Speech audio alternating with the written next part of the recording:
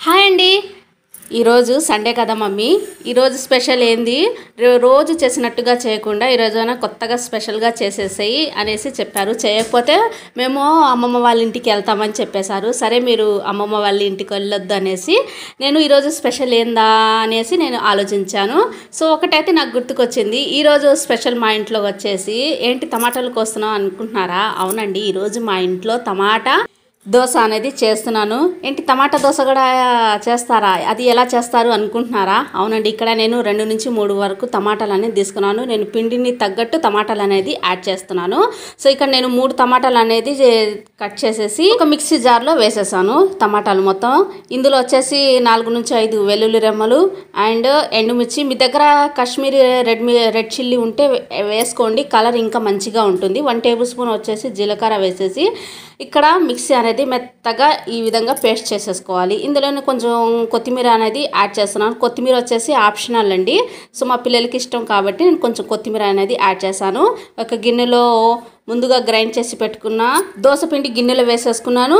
అలాగే టమాటా పేస్ట్ వచ్చేసి ఇందులో వేసేసి కొద్దిగా కొత్తిమీర అండ్ రుచికి సరిపడా సాల్ట్, కొన్ని వాటర్ వేసేసి ఈ విధంగా కలుపుకోవాలి. సో నాకు ఒక ఆశ్చర్యంగా అనిపించింది, కెమెరాలో అయితే పిండి వచ్చేసి అంత ఎర్రగా కనిపించట్లేదండి.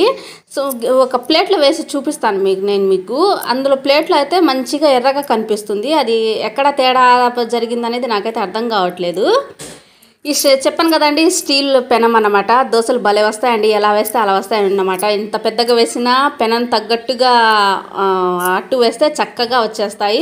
సో చూసారు కదా, మంచిగా ఎర్రగా కాదు. ఇందులో నెయ్యి ఉంటేనే రుచి బాగుంటుందండి. ఈ టమాటా దోశలో నెయ్యి వేసుకోండి కంపల్సరీగా. మా బాబుకు మా పాపకి ఈ విధంగా వేసి పెట్టేశాను.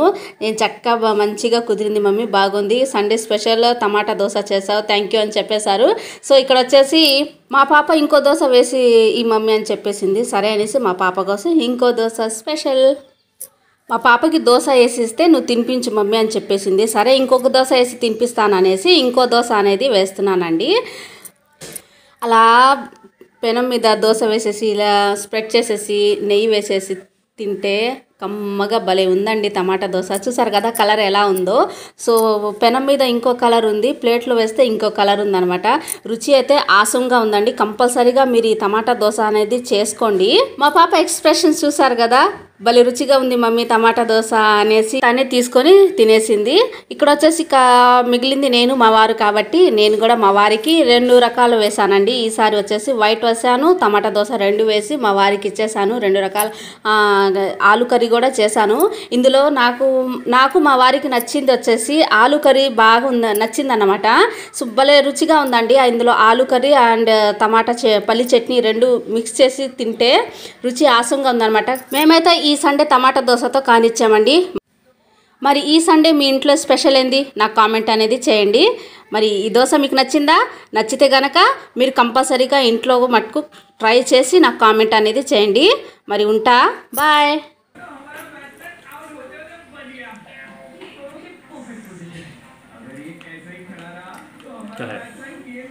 अच्छा है।